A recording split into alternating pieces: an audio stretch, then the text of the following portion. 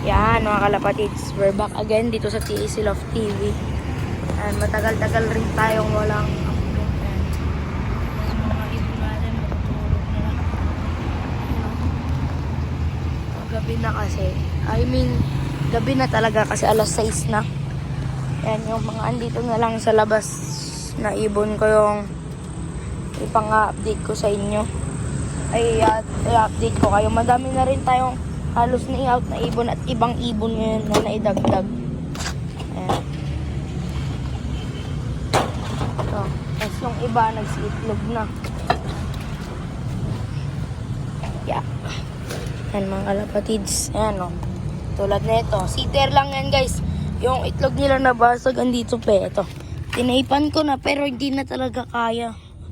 Malaki na yung basag. Ayan o. Kanya wait lang. Tanggalin natin yung tape. Ano?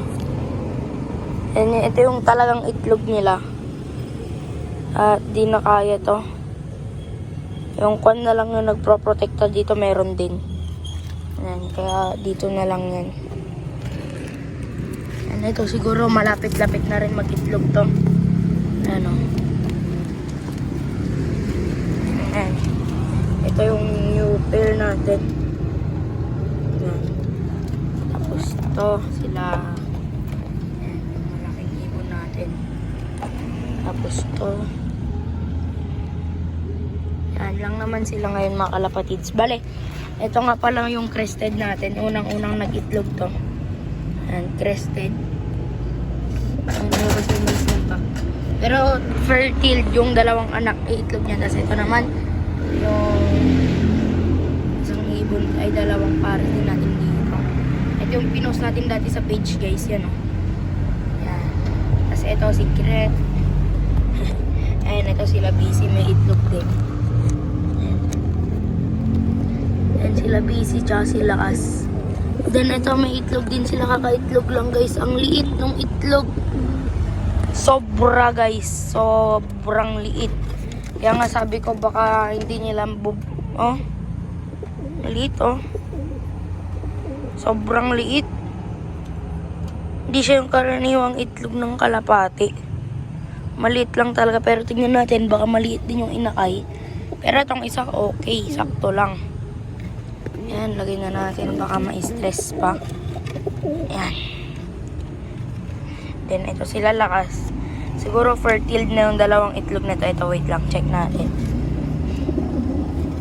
Yan, wait lang. Lagay lang natin dito sa flashlight. And fertile na tong isa. Tong isa kaya. Sana dalawa fertile. Wala pa. Yung isa din guys, parang, ewan ko kung fertile na. Parang meron na rin kasi. Pero ito sure na to. Yan. Doon na kasi sa loob yung susi eh. Gusto ko sana ipakita sa isa tong mga to.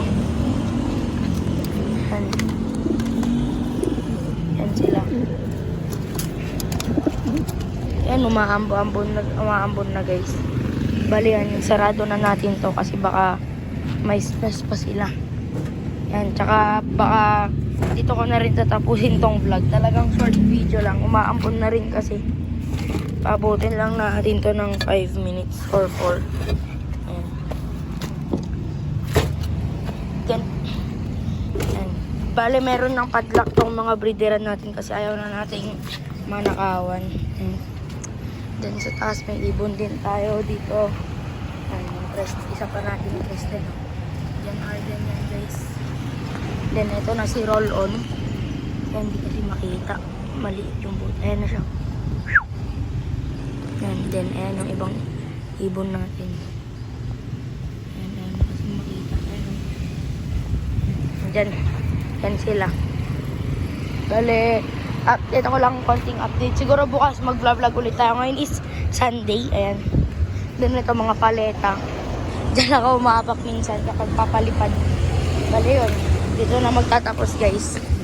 Kumambun na kayo. Peace out. Please like, share, comment, and subscribe. So, short video lang talaga yan. Update ko lang kayo kung anong meron or nangyari dito sa loob. Then, bukas siguro papakita ko sa inyo yung mga ibon natin na andun sa loob. So, yun lang. Peace out.